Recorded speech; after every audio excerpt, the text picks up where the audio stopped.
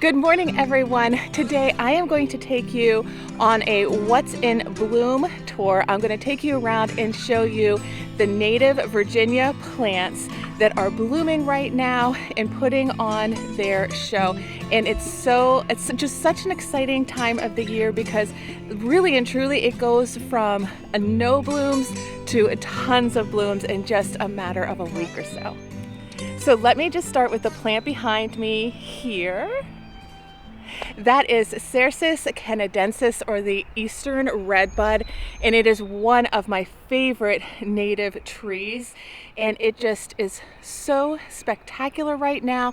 It is cauliflorous and ramiflorous, so that means that it blooms on the actual wood. So the trunk, the old wood, that's the cauliflory or cauliflorous part, and then the ramiflorous part is where it blooms on the stems, as opposed to trees that will typically, when they bloom, they'll bloom on the ends of the stems.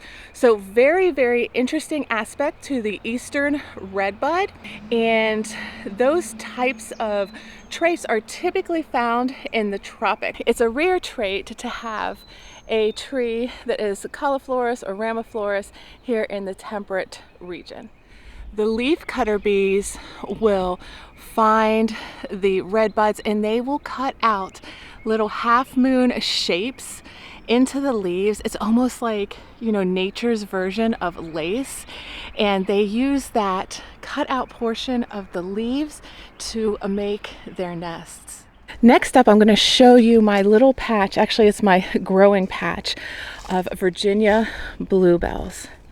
I absolutely love Virginia bluebells, and these guys just have these fantastic, easy to identify, glaucous, fleshy leaves when they start to emerge, so you know when spring is coming. And they bloom in all sorts of shades, going from pink to blue to purple. I just absolutely love the Virginia bluebells. I'm not sure if you guys will remember, but I think it was last fall, or I'm sorry, it was 2 falls ago when I sowed a bunch of bluebells, and I sowed them using my refrigerator, my freezer, and Mother Nature. Well, every time I sow Virginia bluebell seeds, I had a really high germination rate, and that held true for all 3 methods. So definitely a plant that you can start from seed using any of the methods that I've talked about in the past, and you will get germination. It will take a couple years for you to actually get blooms though. Another important fact about the Virginia bluebells, or Matensia virginica, is that they are crucial early nectar and pollen sources for the pollinators, but in particular for the long-tongued bees. Okay, so next up we have golden alexanders. I could never leave those out because I love them. Golden alexanders are behind me. They are pretty aggressive in my yard. They are in the carrot family, and you can tell that by their leaves. The look of their leaves is very carrot-like. They are edible plants, so they're supposed to have a mild celery flavor, and you eat like the stalks just like you would celery. Now, if you're out in the woodland or the forest hiking or something like that, know that there is a poisonous look-alike called the wild parsnip. It is a non-native invasive plant, and it can cause serious skin burns. So you are definitely going to want to make sure you know what type of plant you're dealing with when you're out looking at something that looks like golden alexanders. And they just have these absolutely beautiful blooms. It's like Queen Anne's lace, but bright yellow. I see pollinators all over it. It is the host plant to the black swallowtail. And until like yesterday, I think it was yesterday morning, I had never seen a black swallowtail on my golden Alexanders, and finally it happened. And I actually did some thinking about that. I have a lot of tulip poplar trees, and that's another host plant, I think, for the black swallowtail. And so maybe I haven't seen them as much on my golden Alexanders because I have so many of those trees, and maybe they prefer those trees. I don't know, but I think it was a big step forward to actually get to see one of those butterflies on my golden Alexanders yesterday. Next up and behind me here is Dwarf Fothergia, or Fothergia. I think it's Fothergilla gardeni, and this is a shrub that is native to the southeast of the United States. So it is not exactly native to Northern Virginia, but I still just love this shrub. These beautiful bottle brush blooms form before the leaves. There is a very light honey scented smell to them, and the pollinators are all over them, and it's just a beautiful plant.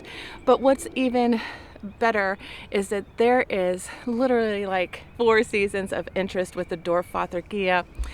So we have these beautiful spring blooms right now, and then in the summer you're going to get glaucous, very nice shaped rounded leaves, and the entire form of the bush stays really like a really nice rounded mound, very nice and tidy. And the deer have stayed off of it in my yard, and so it makes a really nice plant for the front yard landscape if you're really trying to maintain some formality, which I'm always working more and more towards.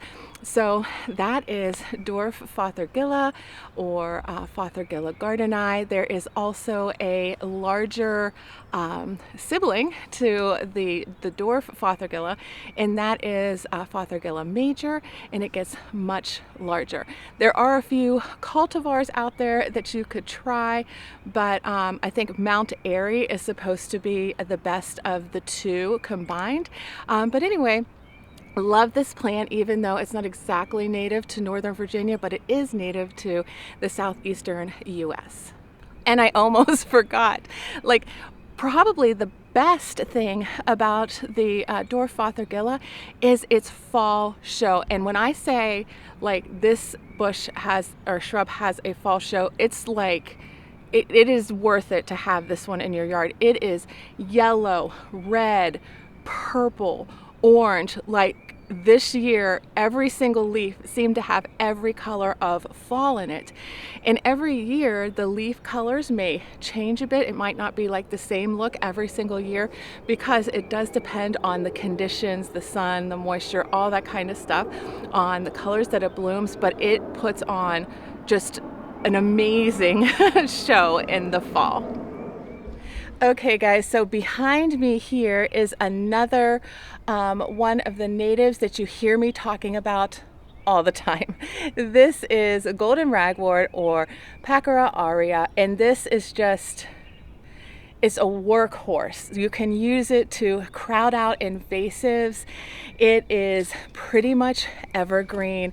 It has these beautiful, beautiful flowers. The stalks shoot up to be about 2 feet tall. You see there, and then they're just bright all yellow daisy-like flowers.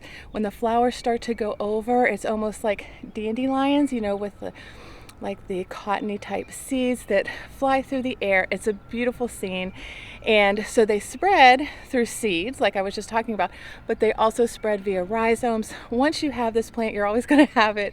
It's very aggressive. I have it in a bunch of different conditions. It definitely takes a bunch of conditions. Like, it'll take shady, sunny, moist, dry. Its preference is like part shade, moist soil, and that's where I find that it spreads the most. But this is full sun, moist. I have it in dry shade.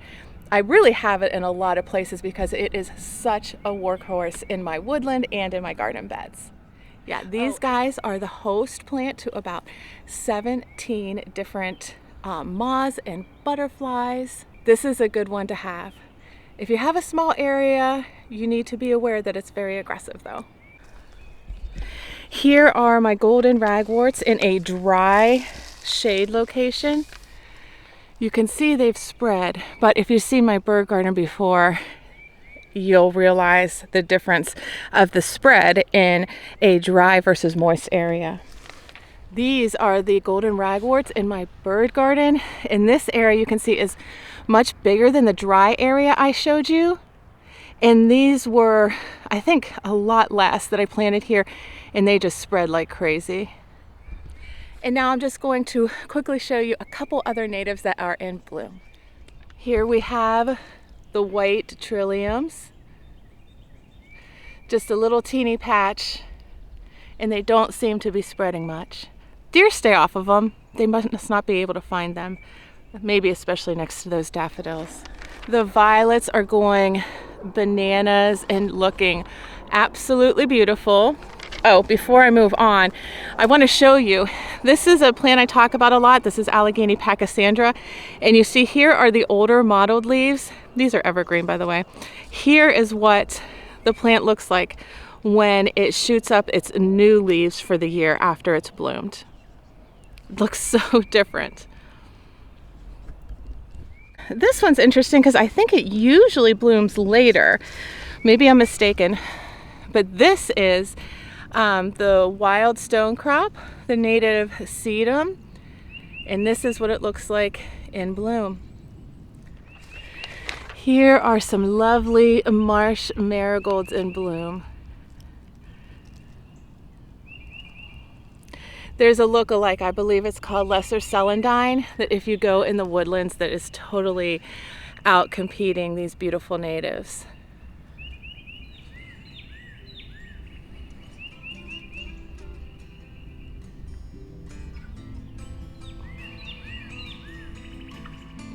Okay everyone, I almost forgot to film a sign off, but that's it for today.